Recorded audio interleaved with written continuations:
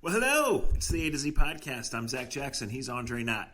At Akron Jackson, at Dre Knott on most of your favorite social media platforms.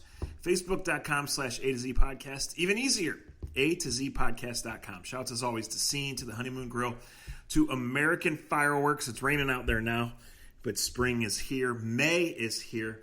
American Fireworks, open 24/7 at AmericanFireworks.com to get you taken care of. Longtime supporters of us. If you're a longtime supporter of us, thank you. If you're new here, welcome.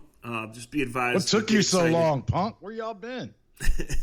We get excited. We venture into mature/immature subjects. We say four-letter words. So if that's not for you, if you're in a work environment or if there's kids around, put on your earbuds or come back to A to Z at another time. Andre, how are you, buddy? Really good. I can't complain. The NFL draft is come and gone here in Northeast Ohio. It's good to know all these people still have their Bernie Kosar jerseys that were able to venture out to Cleveland. And really, maybe, and I can't believe I'm getting ready to say this, but maybe the end of the pandemic scene in many eyes happened Thursday night, and all from Northeast Ohio on the shores of Lake Erie. I got to tell you that first night of the draft, we didn't have a baseball game, and to sit at home and have the draft on, it was, there was some feeling. And then look, I know everybody feels different about stuff, and that's your prerogative, and don't tweet me about it because I don't care. It was crazy in one way to see that many people all together. It was scary at first, but it was cool at first to see that we still can do that type of stuff. And it was kind of cool that it happened in Northeast Ohio. Yeah. So with the exception of, a pre-draft, just getting a look at things, maybe, in the days ahead, I didn't go to the actual draft because my job doesn't change. And I will just say this, what we've said, and the 2 or 3 times this is brought up, and then I felt it again, watching the shots in that hour, 2 hours you were talking about and following on Twitter before it started Thursday. Like, had it been the full show, I wouldn't have missed it. Right? Like, just feeling it, seeing it, and seeing the jerseys and the people. The NFL did what it had to do. I understand, they're saying, well, we can't have practices and we can't have guys gathered in the same way. We're going to in the same draft room. Even though they work together every day, but we can bring 50,000 together. They did the little VIP sections with the fans and all of that. Like I said, I don't know. It's not for me to say, whether it's back or whatever. It is. I do think it was a success. I didn't hear anything negative. It was good to see Cleveland in the spotlight. I know people that went and felt the energy, the good vibes, the corner turning, I guess. Yeah. If you will, but I still just think, and I hope that the full shebang comes to Cleveland. It's just such a perfect spot for it. It's a perfect city for it. Yes. Yeah, and I say that, and I'm not putting anybody down when I say this. It did nothing for me. Like I was just on the phone with Josh Cribbs, and I were just talking about it, and I was like, I like big events. I like the draft, but I didn't see anything. Like, when I saw pictures and everything else, I was like, yeah, that's cool. But it wasn't anything that made me go, man, I got to get down there. And it wasn't. I don't know, if I go to a big time event, I want to see a game played. I'd rather watch the draft how I watched the draft. But then in saying that, I'm a parent. I got kids, and if my kids were a little bit older and they wanted to go down there and be around certain parts of it, I could see that. Not the type of event. To me, it's just like when you had like the baseball or basketball all-star game. And it's the days before the game, all the festivities, which is cool. And like I said, as a parent, it's cool to be able to show them the helmets and show them all, take them by the helmets and all the stuff like that. But for me, just to sit around for 4 or 5 hours and watch names be called, not something that, that blows me away personally.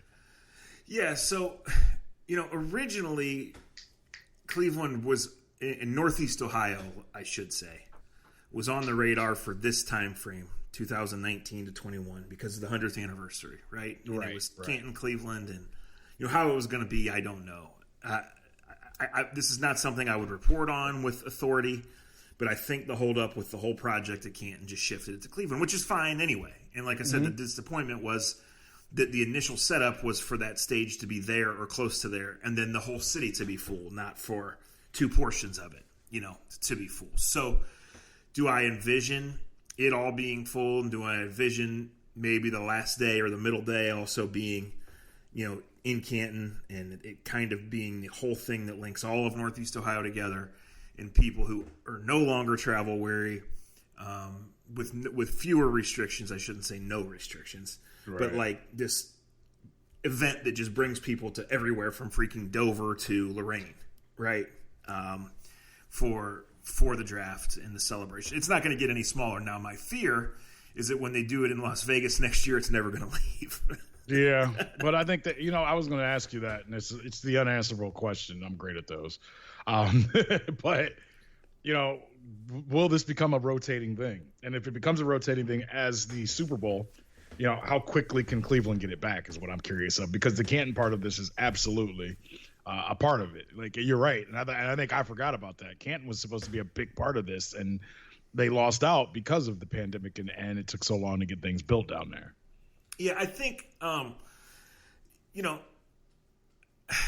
was I just going to say? I think that ideally, you would involve as much as you can, but I think it's become such a big event, Dre, that it's going to be like the Super Bowl and that it's scheduled 6 to 7 years in advance. So maybe I'm wrong, but I'm thinking Cleveland's next turn is not going to be for a long time. And that's fine, because it's become the scale of event that you do the long-term planning, and it becomes so big that you need that time, right? And then it becomes special because you only get it. I just think when it's in Vegas and people can go there and they do it right, like, it's going to be hard for it to be anywhere else. Yeah, I get it. I get that completely. But, I say, yes, you're right. But at the same time, I kick back to you and say, bull. Nobody has Canton, Ohio, and has the NFL Hall of Fame. And you're right. If they would have came Friday from the NFL Hall of Fame, with like a band playing in Cleveland or whatever, there was a way that if you can incorporate being in Canton and Stark County as well. There's no other city. And yeah, it's not Las Vegas. Yeah, it's not Tennessee, but there's no other city and there's no other city in America could touch the history that you could have having some Hall of Famers, actually pick some picks from the Hall of Fame. You're telling me that wouldn't have been a hit? There's a way to combine Stark County and Cuyahoga County and making it great, but it may be 20 years from now by the time they do it again. Yeah, I don't think it'll be that far, but I definitely don't think we're seeing the draft come back in 2 or 3 years. I think it's 4 to 8, because lots of places want to do it. And Green Bay has said, "Hey, we are very much involved in being a charter city of the NFL. We want to do it, right?" And Vegas is this brand new frontier, which used to carry a stigma, and now it doesn't, right? So the NFL plays there. There's thought/fear in some NFL circles that the Combine is going to get moved to L.A. because of that new stadium there, and NFL Network's campus is there. So we'll see. It's a brand new time. It just came out today that this is the last year that Thursday Night Football is going to be on Real TV. It's moving to Amazon only. And, for a lot of people, for most people, certainly more than a year or 2 years ago, but this marks the whole turn of the new generation. Right, the NFL having 3 official gambling partners marks the whole turn of a new generation. Now, hosting a draft and the way you want to do it, and you want it to be a big party, you still need a city, you still need a setting, you still need, the full support of that city's government and the people there.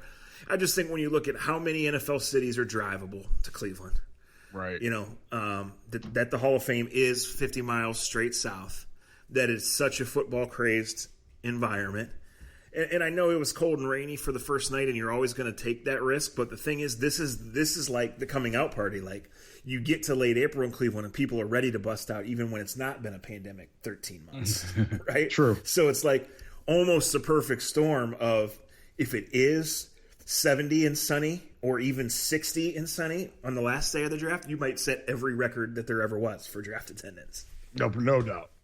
We've already done that. We've already gone backwards in how we wanted to do this podcast, but that's okay. That's part of who we are. Well, look, the thing of the weekend is that the Browns are clearly going to win like 10 of the next 12 Super Bowls. So, and that's part, and I want to get to that. That's part of the problem. And I was going to go right to Jason Lloyd's article, because I've heard what Jason Lloyd, and I didn't even read the articles, but I've heard, I just see the title of of what he wrote, and I'm instantly shaking my head this is the problem. And I'm not saying Jason is the problem, but before we even get to this, I want to go to something else, and we'll bounce back to the draft, because I know everybody came to hear what we have to say about the draft. But here is an issue I have. You don't have to answer yet. I know you didn't write it. I talked to Jason enough that I can pick my bone with him, or we can even put him on this podcast and do it. But the title of his article from, I believe, today, from 7 hours ago: "No excuses for Joe Woods and Browns defense after NFL draft." I find that to be highly entertaining. We haven't seen any of these dudes line up and put a uniform on at all. We don't know who can this is why the draft is great and why it's terrible. Because we jump ahead, like we basically just jump ahead on all of these guys. Like we know every one of these players is going to turn out exactly the way we think. When in reality, we know that ain't got a chance in hell in happening. Right. No, and we all do it. We all do. Right. Writers, broadcasters, fans, right? The guy is instantly Ronnie Lott because my team drafted him. Instantly. Like day one. Like, why would he even need the preseason? Right? Because he's going to mangle OTAs. The other teams. But the best, here's a conversation I was having Thursday night. I'm on a chain text with a Giants fan, my old college roommate, a couple Steelers fans, two of my best friends, and then my dad is messing with as a Cowboys fan.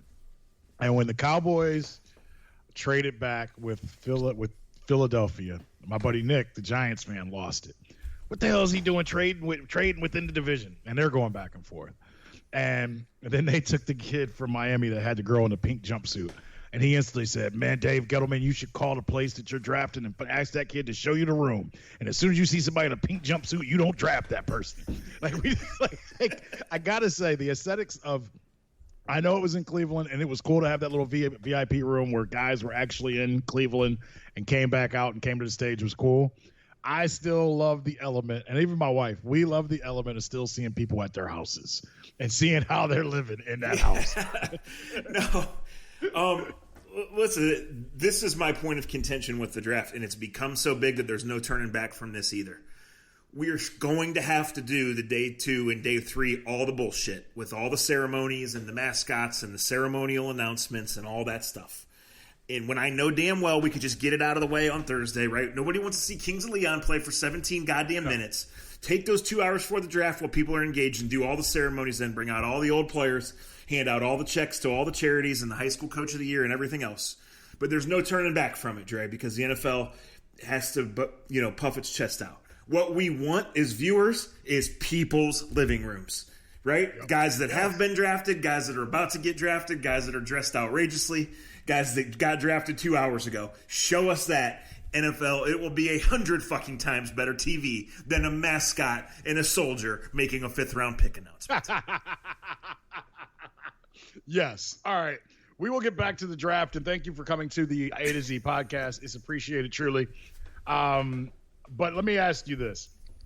LeBron James and the LA Lakers are back at it. And as I'm asking this question, and I'm glad we're doing the podcast in a different way, I can actually go look at the standings rather than guess. And I want to say last night when I went to sleep and I was pretty tired, they were like 7th, I believe, in the West. And obviously they've dealt with some injuries and things of that nature. And I chuckle because, and we all know Grandpa LeBron is Grandpa LeBron, right? And if you listen to this podcast, no one gives LeBron greater respect than Zach and Andre because we are just 2 fat kids from Akron as well. And we understand the depths of what LeBron, Ramon James has gone through to get to the point of where he is in life to absolutely run things like nobody else. And the Kang is mad right now because his Los Angeles Lakers are in the 6th seed and the Portland Trail Blazers are tied with them at 36 and 28. And if you've listened to this podcast, we've talked about the ills and really the pros and the cons of the play-in tournament that Adam Silver's trying to incorporate. Is it fair, Zachary Jackson, that the NBA champion Los Angeles Lakers could possibly, as they're riding a 3-game losing streak, I believe 6 games are left, they could possibly have to play in the play-in game. Is that fair? And are you surprised that it took LeBron, Ramon James this long to bitch about it? And would he be bitching about it if there was a chance his ass could have to play in it? Well, isn't LeBron prominently involved in the Players Association? Yeah, I think so. Isn't the play-in tournament collectively bargained? I believe so. Yep. So there's 2 whiny assholes from Akron on this podcast, and he makes 3.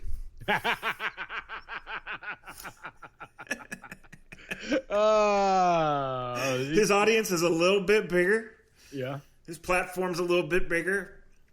He's done more good deeds in the last 3 months than we've done in our 86 years on this earth combined. And that's fine. He understands. Like I said, I was long asleep, and I wouldn't watch the NBA at this time of year anyway. regardless of what's happening, right? I told you a couple of weeks ago that I loved the concept of the play-in tournament, but I thought 4 teams was too much, right? Mm-hmm. And when you get down to the 10th team, it's no different. However, one thing I overlooked in saying that was the drama involved with trying to avoid it. And I think that's a part of, why would people be watching? Like, if you're a Knicks fan, you're watching the NBA right now because you've been waiting. It's just for like sure. The Browns. You've been waiting for this, right? You wouldn't miss a fucking play. If you are a team that legitimately is on the rise, like the Washington Wizards, right, hasn't been there, and you're playing every night, your team's fun, and you're fighting for your playoff lives, and you don't care if you get killed if you get there. You just want to make sure you get there, and you might never see these two cats, Beal and Westbrook, together. But, like, otherwise, like, this is the drama. This is what they want. It has to be interesting. It has to mean something. Right. That is the number one gripe with the NBA. It's not competitive for 7 months. The season's too long. There's so few teams that can realistically win it that there's just little reason when Christmas passes and the trade deadline passes to get excited until the games count. Well, here we have this. I mean, I understand he doesn't want to play, and he thinks that they've earned that and that they're only in this spot because those guys missed this time. But they collectively bargained this, and they signed up for this season, which was too much too soon, right? So who are you mad at, Ron? Who are you mad at? Right. No, because you know what it's like. This is just like us sitting around at a local bar, and we put a stupid rule in our fantasy draft, but the Swenson boys, the Galley boys, think ain't no way in the hell that's gonna happen to us. Right? Yeah. and you vote on like a ruling, and you're like, sure, you can have 2 kickers. Like something stupid like that. And then all of a sudden, you look 3 months later, and the 2 kickers are going to kill you, and you're bitching about it. You can't. It's too late. I can't. I didn't know where you were going, but you're so spot on. You're so spot on. If you agreed to the rules, these are the rules for everybody, and you don't think it's going to apply to you, but it does. Right, and that's exactly. How you sit around those stupid drafts Sunday mornings at 8 a.m, and people are like, "Well, we should have 3 flexes, or we should," and you're like, "Whatever, I'm gonna kick your ass anyway," And then suddenly you're like, "How did we let this dude get the 2 best flexes, and we got to deal with this now?" I mean, LeBron, this is what it is, and you know what? Here's the other thing, and I haven't watched a ton of NBA either recently. And I think both of us, once the playoffs start and you get into the depths of who's – I mean, the kid down in Dallas has had some phenomenal games. I love what the Phoenix Suns have become. You made a great point about Westbrook. I haven't watched the Westbrook-Beal game all the way through, but they're a hell of a combination together. I don't know if they can win anything. Utah had a great run. Denver, I'm disappointed because I really thought Denver was going to make a run, especially when they traded for Gordon. But they lost Murray, who I actually like watching play. There's some storylines, and Curry has played well with the Warriors. Ja Morant is fun with the Grizzlies. The New Orleans Pelicans, they have 2 young bucks that are fun to watch at times. This part is for joy. The Sacramento Kings can score and run and hate each other like no other team. They are the Cleveland Browns circa 2005 of the NBA. They're a complete catastrophe off the court. But NBA overall, this is weird to say, and we're not going to spend a lot of time on this. Best thing they may have going on May 2nd, Zach, is LeBron, Ramon James bitching about the playoff situation, because it will make the casual fan actually look up what the hell is going on. And then, so that came after a game that they lost to the Raptors, who I believe are bad, right? Yes, the Raptors are 27-38. Well, yes. Now they have a back-to-back tonight, and he's sitting. Yes. And, it's ugly. Hey, Lowry was playing like he was trying to make up for the finals and every other game he lost to LeBron over the last decade last night. Oh man. Yeah. All right, let me get this cap off. Pop this cap off real quick, and give Joe Varden a pound through the air. The Cleveland Cavaliers should be ashamed of themselves after what has happened with Andre Drummond, Kevin Porter, J.R. Soup Smith. When you buy into being a owner of an NBA franchise and you're willing to dole out money hand over foot and overpay guys to play a silly game, right? All these guys, no matter what sport, everybody's getting overpaid for sports, even myself. And thank God. But when you buy into being a leader or owning one of these teams or running one of these teams, You've kind of bought into the ridiculousness and accepting of it. And I love anybody that wants to beat upon their chest as a leader of an organization and say, hey, the Cavs, heck, when they traded, this cuts deep on me. Ron Harper was one of my favorite players of all time. And it absolutely destroyed me when the Cleveland Cavaliers traded him for Danny Ferry. Destroyed me. Cut deep. But at the time, the Cavaliers and Wayne Embry was told basically to tell us, and we know now because it's years and years later. It cuts deep, though, because we were told at the time that the Cavaliers wanted to have not choir boys, but they want to be good boys. They want to be good guys. They didn't want guys that potentially were putting, were around bad people, right? That was kind of how they put it. And there's rumors and innuendo, and you can kind of read other stories. One of the story the Cavs have let out, the people from that era have let out is that Ron Harper supposedly was hanging out with drug dealers and people like that. There's others that he was messing with certain people's daughters. Who knows? It happens. This is the NBA. It's fantastic. Can I get D, all the above? Yes, you can. He said it, not me. I don't have anything personal against Kevin Love, Zach. I don't. I have my own stories that I could tell about him that'll have A, B, C, and D later on in 20 years if I'm doing this podcast or you're doing this podcast, that I could tell other stories, but it's not my place to tell right now. I'll tell the stories that we see. You can't try to hold yourself. And look, the Cavs are a bad organization right now because they're losing. Like when you're a losing franchise, that's just it is what it is. And I'm not deflating them. They gave us one of the biggest parades of all time, according to Lima. And it was a phenomenal run that they had. And Dan Gilbert sold his soul and gave every dime that he had that he took because he was giving you killer mortgages so we could have a parade. And I appreciate that. But to sit here and to spit in our face and say that it's rain and say that, that Kevin Love is a great leader and all this other malarkey that they're throwing out there is bullshit. What he did last week was complete disrespect to the team, to the league, and to every standard that they want to stand by. And if you have a problem with Kevin Porter getting mad because you moved his locker and acting like a 20-year-old immature little kid that he is, and that you knew that he was when you spent millions of dollars to get him on your team, and you run him out of town for basically nothing, how can you stand for letting Kevin Love go back out in the court the next night, and then the next night when he goes out in the court, he doesn't take a shot in 22 minutes? You have given a bad contract to a guy that doesn't want to be here anymore. And I don't blame him for not wanting to be here. But you cannot condone what he's doing and think that you're helping your young guys grow. That's not leadership. And that's the Cavs right now in 2021. They're a rudderless ship just bouncing off and down and hoping they catch something with two little guards that are getting better. But if Kevin Love is a cornerstone of and reflection of positivity and leadership, you ain't going nowhere far. If anything, you're gonna have a pulled muscle and miss 20 games first. It's embarrassing that they've run the guys that they've run out of here, and they allow that guy to go back on the court the next night, and then he doesn't even take a shot. You ain't Kobe, and Kobe took a lot of heat for doing that. But it's Cleveland, and we had the draft. Nobody even noticed it. That's your biggest problem, Cleveland Cavaliers. Nobody even noticed that he pulled that bullshit. Yeah, to have no punishment, pretty ridiculous. And look, I hate talking about other guys' money, right? Even when it's the athletes and even when it's published. But Kevin Love has stolen money from the Cavaliers, Dre. He has. Butch Davis stole money from the Cleveland Browns. Mike Holmgren stole money from the Cleveland Browns. And Kevin Love has stolen money from the Cleveland Cavaliers. A lot of that is not his fault. You'd sign that contract too. But in living up to your end as a professional and giving your best effort and being there, nah, it hasn't happened. It hasn't happened. It's embarrassing. And I can't disagree with anything you said. I can't add to it either.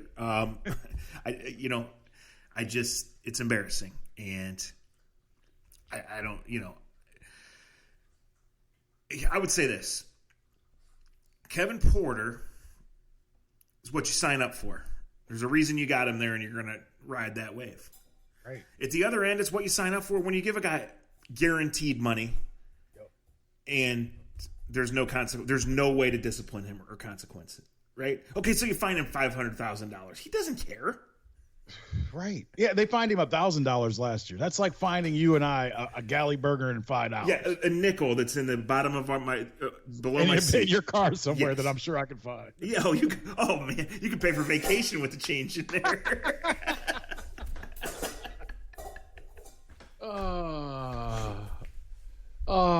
I mean, it's just embarrassing. And look, the Cavs are barely a blip in the local media's. I mean, the draft is going on. Nobody's paying attention. Nobody cares. There's one person that cares, but he puts you to sleep on the radio Monday through Friday. You can figure out what time he's on.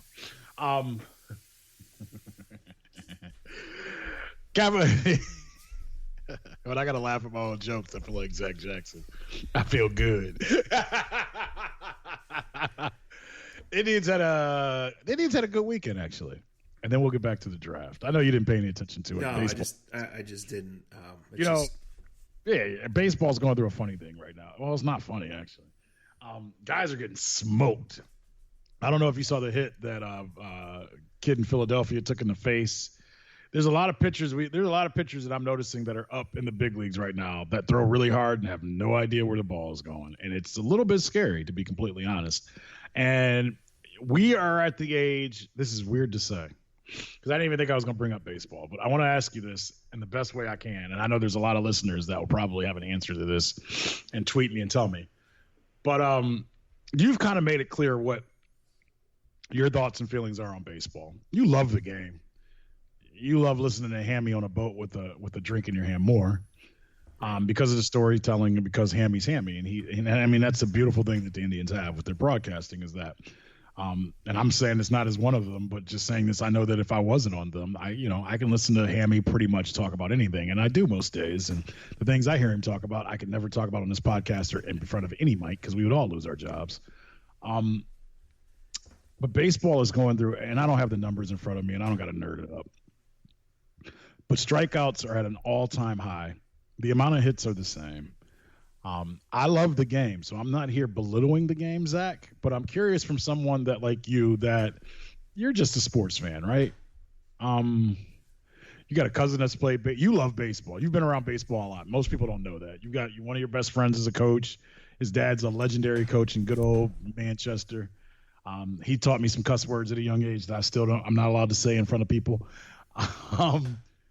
Where are you with just like if you were randomly at a sports bar in Charlotte, would you be able to watch a 9-inning baseball game? No. Not a regular season game. No. Do I follow the Indians? Do I care? Yes. Do I? Well, the day after the draft is the wrong time to ask me if I have an idea of what's going on in the league as a whole, because I don't. Right. 2 weeks from now, might I? Sure, because there's nothing else going on in sports, right? Do this. Compare a game from like 1999 to today. Like just in general, is there anything? Well, I would say this. I can't wait to go to a game, but it's not really for baseball reasons, right? And if I have to wear a mask the whole time, I'm probably staying home. Nobody's wearing masks. Okay, and I get that. I guess that. I mean, some are. But what I'm saying is, like, every single summer, whether it's my friends and we take the kids or whatever, like we go to Pittsburgh for a game. And the Pirates have been bad for a long time. But it's a quick trip over there. You go in, the stadium's beautiful. You're at the ball game, right? You're sitting outside, you're having a beer, you're BSing. You intently watch 2 innings. You semi-intently watch some other innings. If we take the kids, we stay. If not, we're out in the 6th inning, right? I said, like, the casinos next door put $10 on Josh Bell to hit a home run. Josh Bell hit a home run. The panini sandwich costs more than the ticket on Josh Bell and the ticket to get in. A great day was had by all, right? Of the last 5 times I've gone to Indians games, I haven't made it in the stadium. But one of those was intentionally, right? So, I love to follow it. I love to listen to it. And if they're playing and I'm driving, I'm listening. But yeah, I'm not investing like real commitment or real care of any kind. Right? Yeah. No, I know, and I get it. I guess we're just at that age because the game is It's still a great game, but I think it bores a lot of people. I don't think that it just doesn't have the action of football. It doesn't have the action of basketball. And I think some of the rules and just some of the way the game is played is not exciting. There, I said it. It's just, and it should be. It should be exciting, but we've turned into a game of home runs, strikeouts, or walks. And we're trying to be honest on it in our broadcast. Where we said to people the other night, we went 35 minutes, man, without any action, with the ball being in play. That's not fun to go watch, in my opinion. We're doing our best to, as broadcasters, trying to paint pictures and tell stories and to keep people involved and tell stories about the players and things like that. But the game is in a weird place, and I don't know how to fix it. I'm not sitting here, and I used to be one of those people on the radio and say, "Well, don't come up with the problem if you don't have something to fix it." I don't know how to fix it, and that's why I'm sitting here and I'm saying it out loud. The game is at a weird place right now, and it's still a great game. The guys are still unbelievably talented. But when you go, I don't care what it is, you go 20, 25 minutes straight where you don't have any action in the field, that's not a fun game to watch or play, to be completely honest. On Saturday, Tristan McKenzie, who has a great chance to be a really productive baseball player and he's what baseball needs. He's a great kid, comes from a great family.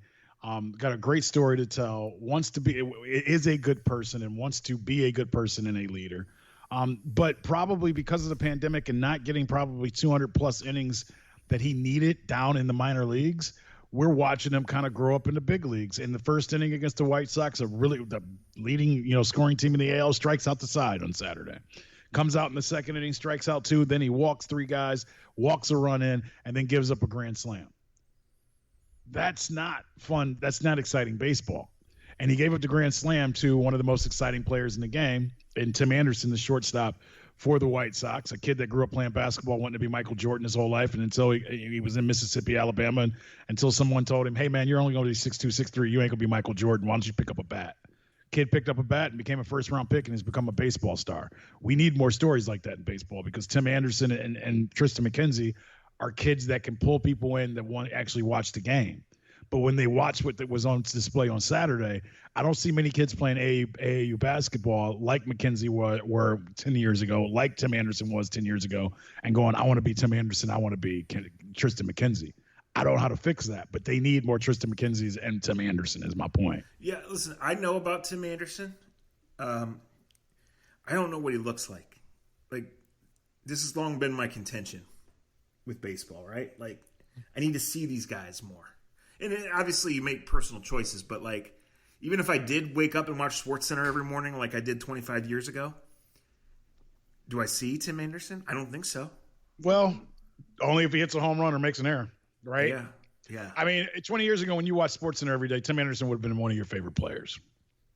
And I think we're looking at it as 40-year-old dudes that have got all kinds of you're picking up dog crap in the morning. I'm trying to teach you. She's biting the shit out of my toes as we do this podcast right now. So that's kinky to some people. I don't know, man. I love baseball. I love my job. But there's some frustration with it because the game could be so much better. And you made a good point. I mean, we've made the point for years that Mike Trout could walk down the middle of the street and most people wouldn't even know who it was. Yeah. That to me is what they need to overcome. Because I think, listen, a lot of people don't sit there, and me included, in the regular season, watch a whole NBA game. Right. I think the NFL is easier to do that because your team only plays one game. A week. But, I don't know. Do a lot of people really watch 4 quarters of Sunday Night Football and Thursday Night Football? No. I just think the NFL stars and the NBA stars are a lot more out there than baseball stars. And they're a lot attainable is the word you want to use, right? They're attainable. And some of it is organic too. I mean, Trevor Bauer is a star. He's a turnoff to some people. Now it's 100% great that he's 100% authentic, but a lot of people just don't want to listen to him. No, right? No, it's a good point. I think this Tatis kid is a way to change that. He is big, right? And he is brash, and he is young, and he hits homers, and he talks shit, right? So not everybody's that, but I think he could be a mega, mega, mega star. All right, you never want to get certain groups mad at you, and soccer people is certainly one of them. But many years ago, when I worked for the Browns, the U.S. men's national team was playing at Brown Stadium. So we were sent to practice to they call it training. We were sent to practice to do a website video to try to sell tickets for this game, right? And listen, I love big-time soccer. I don't love the sport, but I love big-time soccer dating back to being a kid watching the World Cup in the summer, because there's nothing. The World Cup is one of those things that jumps off the TV to you as a big event, right? And then every year or every 4 years you would hear, oh, soccer's about to take off in the U.S., and that dates back now exactly 27 years, and it's only done so a little bit, right? But my point is, Dre, when I was there that day, to watch them go through the drills and watch like how hard that thing was screaming and some of the things they were able to do with it was unreal. But then to interview the dudes, and they all came over, and they were all 5'8", I just said this. Like, they can do things, and they're like the 20th best team in the world. But they can do things that we can't. But us as people that sit at home and view through our laptops and our phones, like, if the guy doesn't look like LeBron, we think we can do that. Right? Like, we do. And, like, I know a lot of good, like, I don't know, Deacon tells me all the time that you and Jose Ramirez are twins. I don't know how big he is, but, like, he's not 5'10", right? No. Yeah, and I mean, that doesn't have anything, but you know what I'm trying to say is, I do.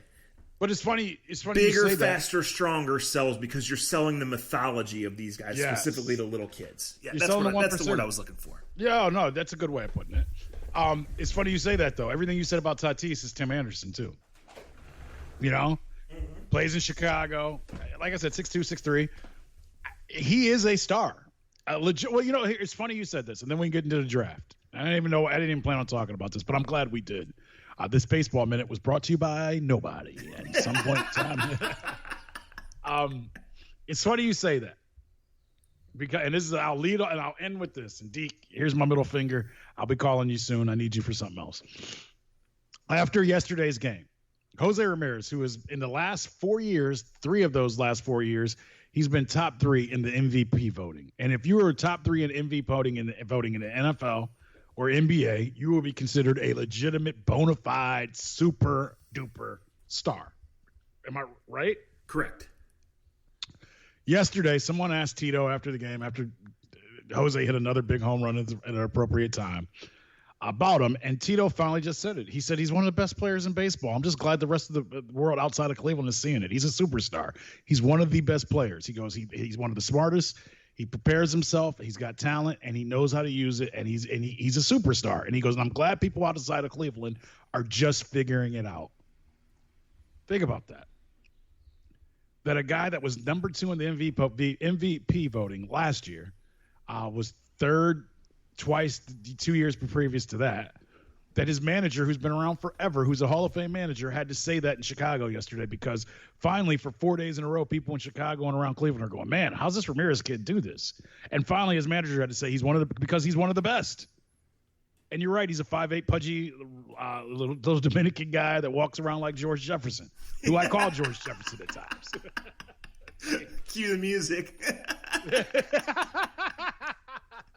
Moving on up to the east side, and I'm working on getting him a pool table in his living room. So I think that says it all. That when you got Terry Francona having to say, "I'm glad the rest of the baseball's figuring out that he's a superstar," and it's not like it's Jose Ramirez in his 2015. It's 2021. Yeah. Dude's been doing it for 6 years. Yeah, look, we could go on for this too. I think part of it is baseball does just fine. Baseball's still big in a lot of the big cities, right? And baseball's audience is fine. Is there maybe some resentment from that audience? Is there worry from the TV people who control all the money that it's, been passed and isn't going to change in future generations by the other 2 sports? Maybe, hockey is clearly 4, right, in the realm, and it's still huge in Canada. It still sells to a point, right? Like, it still sells out arenas in different cities in the U.S., you don't have to. Everything's not about being the biggest, best, highest rated, right? Like, you could still do fine. I think the pandemic, we were worried if some baseball teams were going to exist, but they all do, right? Yeah, you're right. Like, you're right. I think that's fine and it's healthy. The parity, the lack of parity, the competitiveness, I think, is an issue. And then keeping people engaged when the team in their area, their city, their neighborhood sucks for very long, or just, can't compete with the Dodgers or whomever. Those are issues, but the show goes on. Show right? definitely goes on. You're right, and we can end on that. Hey, Indians start a big 4-game series tonight in Kansas City. Should be fun. Kansas City's in first place. The Indians are, I don't want to say 3.5 behind them. I thought it was a big weekend, winning 2 out of 3 versus the White Sox. And look, the Indians are going to be around 500. They got 3.5 starting pitchers right now, and that's part of the deal.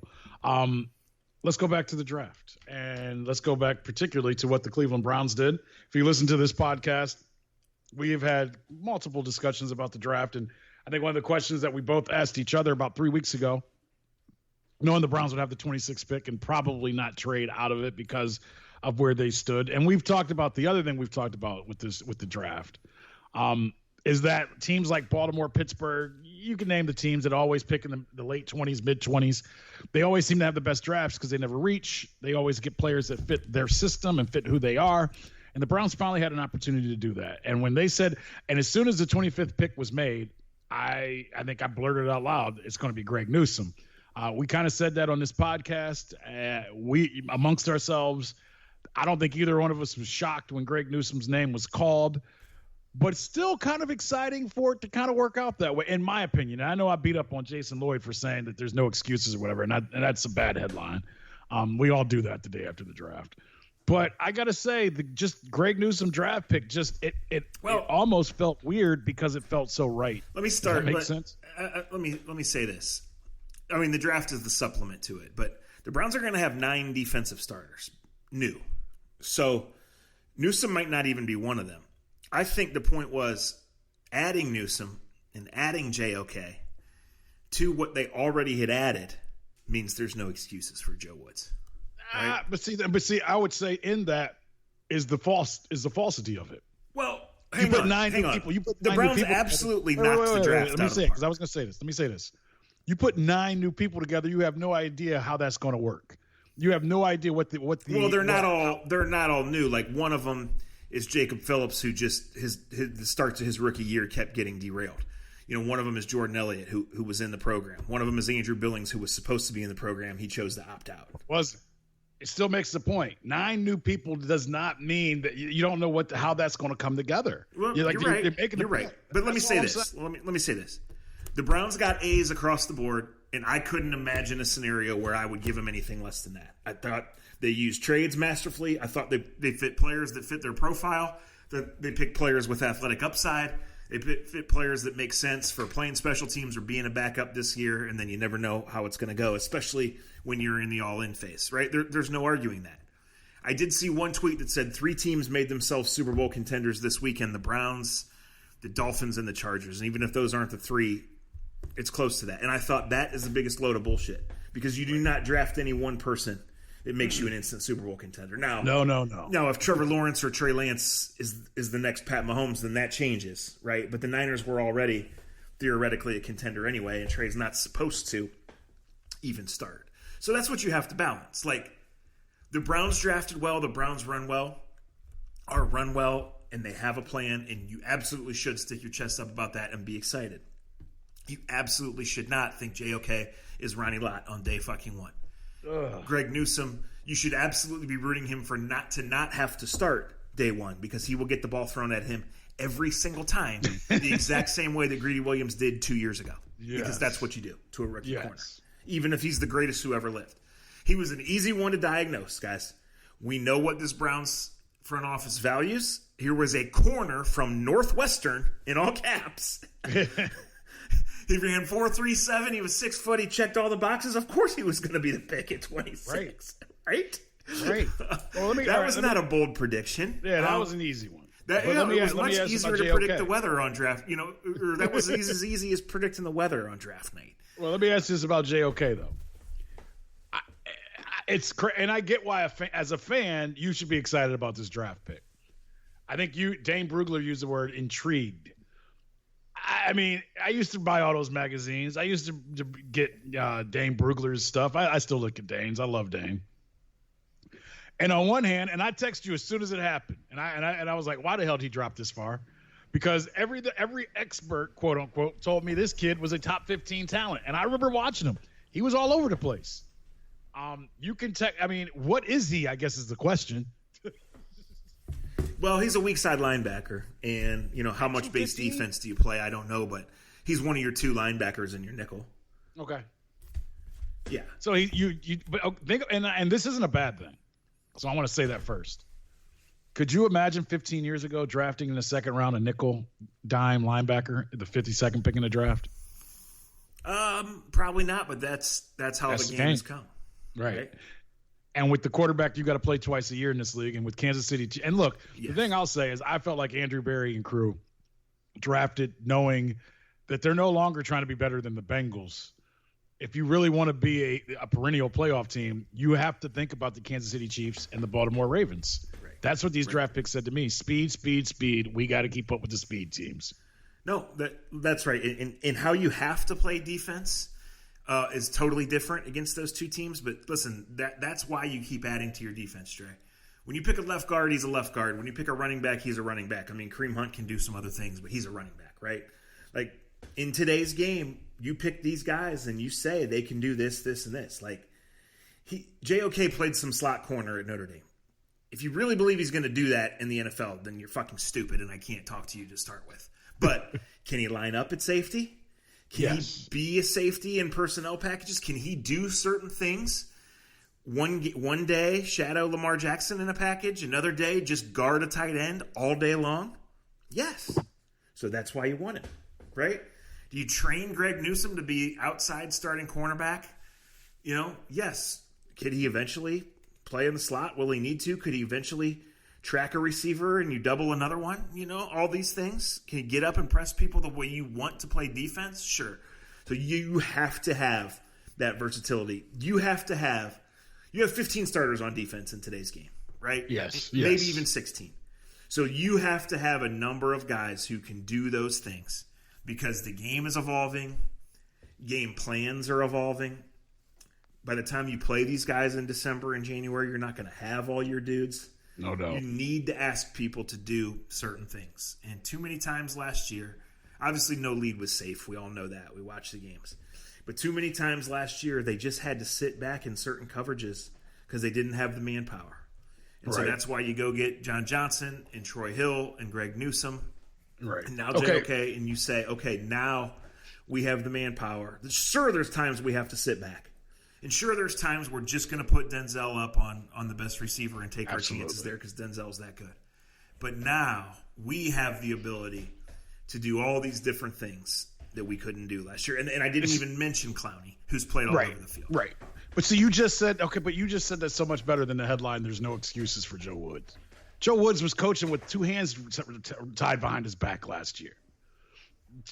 Joe Woods, when he was at his best, had 8, and I'm exaggerating a tad. He had 8 first-round defensive linemen, like when he was in San Francisco. Right. I mean, the hyperbole that we go with just kills me sometimes. It's like, okay, he can coach. He can mix and match. That doesn't mean that next year, suddenly in 6 months, they're suddenly going to be the 86 Bears. They should be better. Absolutely. But just in saying what you're saying, he finally has some ingredients to try to cook something up, is what I'm saying. Because as you said, you have versatility now.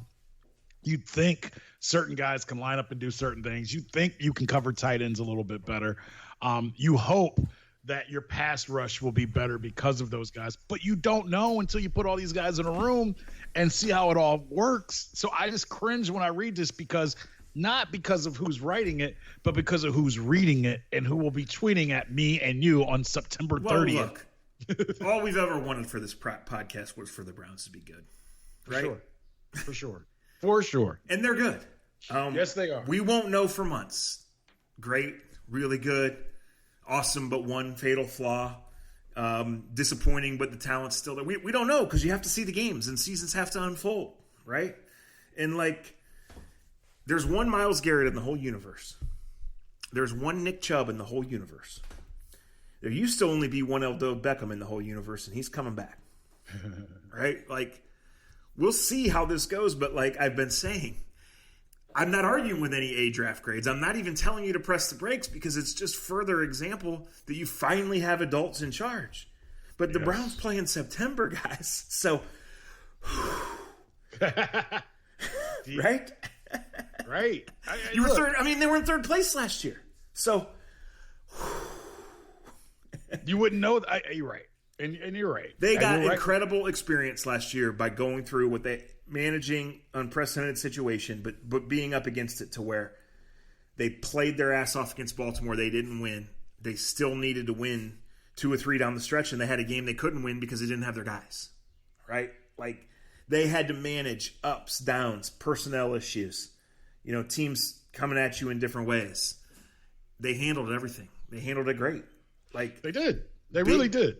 Big time experience, and then the guys in charge got to evaluate who was there. 9 new defensive starters is not by accident because those guys weren't good enough, right? Right. Sheldon Richardson, obviously the one exception. They felt to make that move. That's a little bit risky. Sounds like he might be back. Guys, nah, I don't think so. Like he said, nah. Molly, shut up, Jesus. Like we're almost done. She's been so good. Look.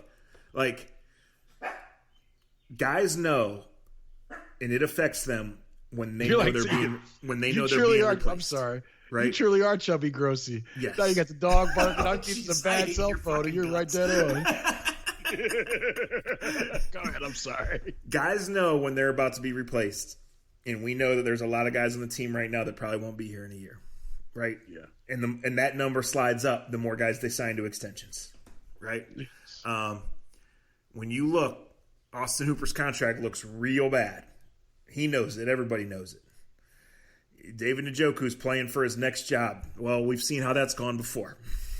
So, but I'll say this from a personnel standpoint. Yeah, you're exactly right. We still have to see the defense do it.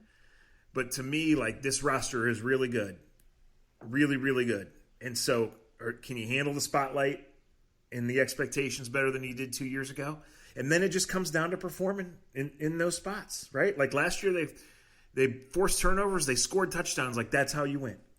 You know, they got big game experience. So in those big moments, do you get 7 instead of 3? Do you catch the interception instead of dropping it? Do you make the field goal? Do you not jump off sides on 4th and 1? All of those things. They were the worst 4th down defense in the league. They still won 11 games. Yeah. If they're middle of the pack in 4th down defense, they might win 13 games. You know? I don't know. Like, we'll see. We'll see how it goes. But you have to really, really, really, really like what Andrew Berry has done.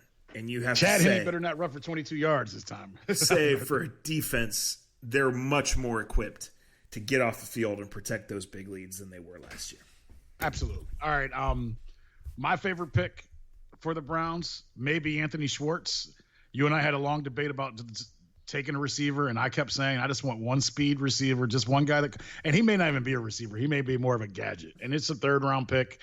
The people I was around when they drafted him, they looked at me like I was crazy because I called it. I go, this is when you take a speed receiver. Some people say he runs a 4.2. I know the color analyst on the radio feed has always told me for over 20 years that he hates any time. No, I shouldn't say it. He's not big on Auburn players, but that's nor here nor there. that goes for his whole career. I think getting a guy like that, it's a wild card. There's no number you can put upon it. There's no pressure on this kid. It's a little bit like the druggie that your boy wanted a couple years ago that can't stay in the league and keeps getting thrown out. Speed is a special thing to have if you can use it the right way. And Anthony Schwartz, if he gets over the hurdles of learning the plays and not getting hurt in training camp, of just staying out of the way, he could be a player that takes an offense that has a chance to be, an A- offense. He could turn them into a special offense in 15 snaps a game with the stuff that they could use him with. Look, we don't run block like no one. And I say we, I'm just saying in the game. You don't run block like you used to run block by putting in a 245-pound middle fullback and lining up and you tighten up the splits with the offensive lineman and banging away through the A gap. Now you do it with the speed, with the speed motion. Take the safety, take the linebacker, take the nickel linebacker, make him go on the outside shoulder of a guard or a tackle, and then you try to surprise him up the middle. Well, if you don't have a speed guy that when he goes in motion that other teams respect, then you can't get that gap anymore. With the player you brought up here, hey, the tight ends should love having Anthony Schwartz too, because all that he does is suddenly make those two safeties or the extra safety stay 5 more yards off the ball, further back off the ball, and gives you a chance to let Odell do what he does, Jarvis do what he does. And if you don't respect it, he goes over the top and makes the quarterback run around, slide, and take pictures that are fake. That to me, you need that element in this game. You need to be able to score from anywhere on the field. I mentioned Kansas City already. I mentioned Buffalo has that ability as well, even though their offense can be a little weird at times and barely have a running game. So mine was Schwartz. I know the James Hudson selection surprised some people, but I loved getting depth at the offensive line. That's how good teams survive. I don't know what Tommy Toga is going to be in the NFL, but I know I liked him at Ohio State. So those are kind of the picks that I really like. Well, that's just a really sensible pick, a 21-year-old defensive tackle who's, a good run player because you need that, right? And you see what he develops into. I mean, I like his motor. Just at Ohio State, he had a good motor though too. You know what I mean? Sure. Listen, the problem with Schwartz right now is I don't know that he can get to the game day active roster.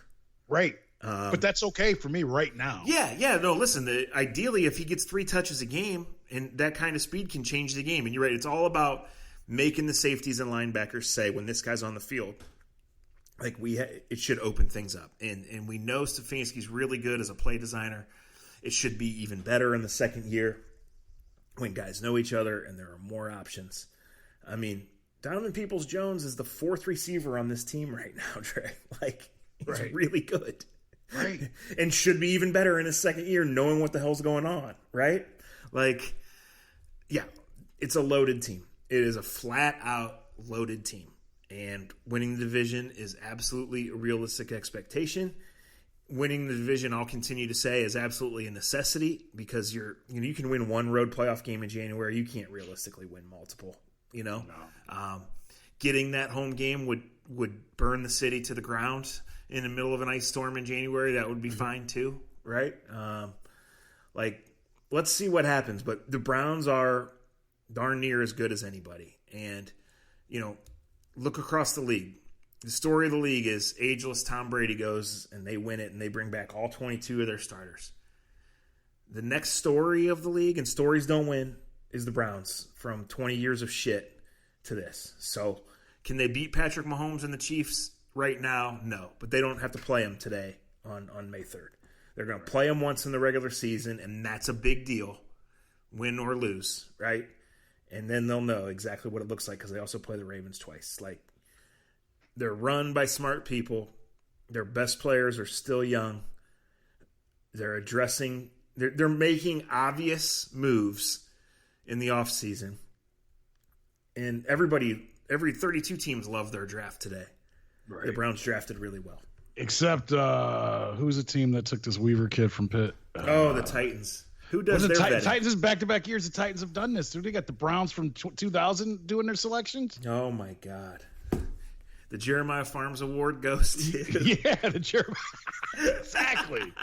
Rashard Weaver was charged with assault. In the complaint notes that Weaver, who went to the University of Pittsburgh, stated to other officers on scene that he had no problem hitting a female if they needed it. Yeah. Hey, let's go select him in the 5th round. Yeah. How does that happen? Well, listen, the Browns didn't like this edge rush class, and there's a reason, right? Yeah.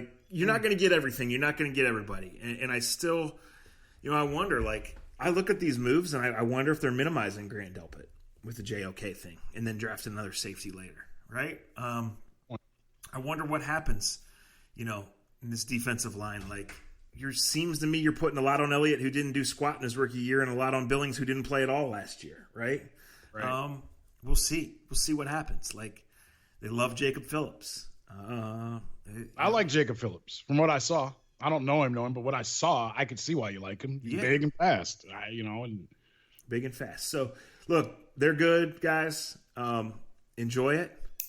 and we'll see. We all been telling you, high expectations beat the alternative.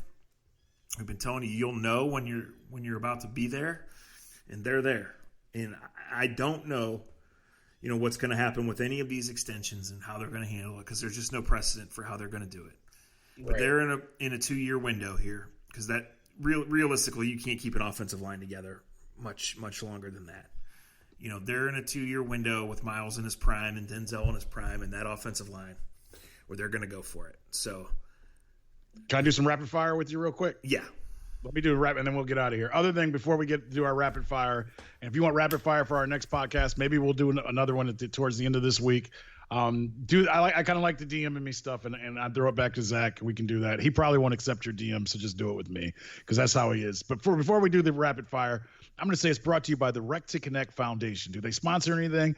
No, but it keeps me fed and keeps my wife happy. Coming up on June 10th, 2021, for you golfers, they were having a shotgun start for the Rec to Connect inaugural golf outing. I got to get Zach out there. We're going to be at Little Mountain Country Club. May have a couple Indians out there. I talked to Josh Cribbs before we did this podcast. He will be out there. You can join us for a round of golf and dinner at beautiful Little Mountain Country Club. I'm trying to get my boy to wear pink pants. Not you. You know who I'm talking about. You see him on TV every day doing the golf show. I'm talking about my man, Jimmy Hanlon. Should be fun. It's going to be fun. Socially distanced events will raise funds for Rec to Connect to provide invaluable recreational and aquatic therapy to individuals with disabilities throughout Northeast Ohio. They have a variety of sponsorship opportunities, raffles, and surprise guests. You can register your foursome for the event for $500 or as an event sponsor. You can go to it's at secure. It's got too much on here. Go to rectoconnectfoundation.org and it'll be there, or just tweet me and I'll give you the information. But if you want to be a part of it, let us know. It's an off day for the Indians. Hopefully Rick and Matt and myself will be out there. Cribbs will be out there. We may have a couple other people. I'm trying to get Zach to come. It should be a fun day, just of playing golf, nice dinner afterwards, socially distanced, get away from the office if you even go to the office anymore. But here's some rapid fire on the NFL draft that we'll do with Zach Jackson. Make sure you check him out at The Athletic, and make sure you tell Jason Lloyd I love him to pieces, but I hate his article. Don't say that because I haven't even read it yet. I'll start with this. These are off the top of my head, rapid fire, and I'm just curious of what you think. Will Aaron Rodgers be the quarterback of the Green Bay Packers on the opening day of the NFL? No. Woo! Really? Yeah, I think it's beyond repair. I think he's one of the few guys that carries that kind of weight. But he does this backwards, Zach. And I love Aaron Rodgers. He's one of my favorite quarterbacks of all time. But you got to be a man and just step up and say, let me go, and stop pussyfooting around it, in my opinion. Yeah, no, I thought he was handling it great until the last few days. We even talked about it, 2 podcasts ago? I don't even remember. Yeah, you're right. But, if that guy says he's not going to play, then Gotta let him go. Gotta let him go. Let him go if you don't want to be there. And gentlemen that are listening to this podcast, hear us out on this. You cannot force anyone to be with you in a relationship. Even if they stay in the relationship with you, it's going to be a terrible relationship and it's never going to work, and they're going to cheat on you and hurt you. Another thing here too, guys, the Browns are good and they're going to be good. They're not going to be 16-1 because that's the NFL, right? But you just see sometimes things go your way and sometimes don't. They play at Green Bay. If Aaron Rodgers is there, that's a loss, right? Right. At least when you sit and talk about it and circle it. Obviously anything can happen. Yes. If Jordan Love's the quarterback, that's a road win. Road wins are valuable. Road wins are how you win division titles and play at home in January. So you see, all these things matter for sure. Yes, great point. All right, another rapid fire. Justin Fields. Kudos to the Bears for drafting him the way he did. And what do you expect? Because the thing, I'm happy for the kid. And my dad kind of said it best. He goes, I just don't see the fit. And I go, well, Dad, what quarterback do you see fitting with Chicago? And he looked at me and he goes, that's a good point. I go, Jim McMahon is the last quarterback that fit in Chicago. Your thoughts on that's where he ended up. No, I like it. Look, the guy was going to get fired if he didn't get a quarterback. We'll see how they handle it, how ready he is, and how ready they can get him. But I think it's a good fit. I think it can revitalize the franchise. Bears at Browns. Rookie quarterback, home game you got to win if you're going to win the division. There you go. There you go. That's why we have him on here. There was another one I wanted. What did you think of the Steelers going running back in the first round? I was shocked, honestly. They think Najee's a special guy on and off the field, but like I have a rule: if the guy's not Nick Chubb, you can't draft him in the first round, and I don't think Najee's Nick Chubb. Najee's pretty damn good, bro. Here's what I would say back. He's not Nick Chubb. Here's what I would say back to that. I love the draft pick, but I would have loved if they went and got an offensive line. Their problem is their offensive line and their offensive mindset. I think the kid from Kentucky is a good running back. Not better than Najee. Because that's the thing. You can have a decent enough run game without having the guy that Cleveland has. And I love Nick Chubb. The problem the Steelers have is their theory of how they've gone about running that offense, in my opinion. But I get what you're saying. And I still think running backs, and I know people don't agree, the right running back can go in the first round. Nick Chubb should have went in the first round. Shaun Wade going to Baltimore. Perfect situation, in my opinion.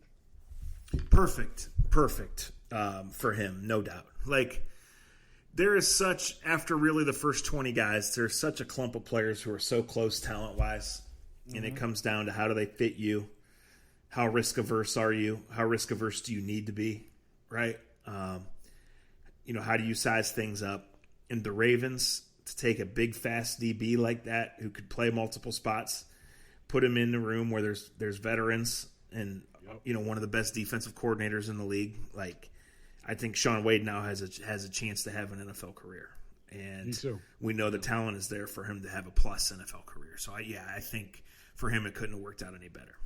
I'm doing this for my dad. He was excited about Micah Parsons until I told him what Micah Parsons did to be suspended at one time, and then he cringed and said, "Well, looks like he's a cowboy." Yeah, I'm just going to nod and go with your dad on that one, yeah. I started reading what happened to my dad. I was like, "You need me to keep going?" He was like, "Nah, I get the point." For sure. I mean, he has the look, though. Yeah. Yeah, for sure. The Cowboys are interesting to me, Dre, because they're loaded on offense still. They missed their left tackle last year, and then the defense was a disaster beyond repair. So, can that offense get back to clicking, and just with a little bit of good blocking, and then you play a little bit of decent defense, and you're there, you win the division? Like, anybody can win that division, right? Or they're just big, rotten cultural issues there. And despite having all these good players, they're not going to win. I don't know that answer. That's a great question. And the winner of the draft, more than anybody else, Zach Wilson's mom. Again, no comment. Man, you're getting old and boring. I know. This has been the A to Z podcast. Yeah, I am getting old, dude. Years ago, you'd have a Zach Wilson jersey already. But yeah. No, I don't know about that. The Jets are interesting. They had a lot of picks. I think people didn't really want to trade up for a guard, but they did because they need to help out the quarterback. Hang on a second. Talk for a minute. Okay, I can talk for a minute. He's right about the Jets. I'm not big about what the Jets did. I will say this also, though, about the Ravens. I like the receiver. And I made fun of Zach for bringing this up. They seem to sign 3 wide receivers every year to figure out what works with Lamar Jackson. They may have found the guy that fits with Lamar Jackson this time. But we'll see. I think that's up in the air. Yeah, well. I totally get what you're saying and what he is physically. I was surprised by that pick. I know. To me, I thought that was a little early for him, and I thought the Ravens would wait on wide receiver. So, but listen, but we've said this with the Browns though too. When you're that far along, you know what I mean? Like when you're building, you can't take that risk. But they're already built, right? Yeah, I guess what I'm saying is the Ravens are a really good organization, and they obviously draft really well. But their track record of drafting receivers is the exact opposite of the Steelers' track record of drafting receivers. No doubt. So I have more than a little skepticism. All right, things going mad here. I got to go. All right. Shouts to Scene, to Honeymoon Grill, to American Fireworks. Always open at AmericanFireworks.com. Thanks for you guys for listening. It is early in the week. Maybe we'll get another one in. We appreciate it. As Dre said, you got topics, you got questions, fire them to us. We always love it. We love doing it. We love, getting together and BSing and laughing and having the energy. And when you guys send us notes that it makes your workday go faster, or it picks you up in a dark time, or it just gets you through a run or a walk or whatever it is, it does mean a lot to us. So thank you guys. Thanks for listening, and we'll talk to you soon. Konnichiwa to Zach Jackson's youth. Peace. I hate your fucking guts.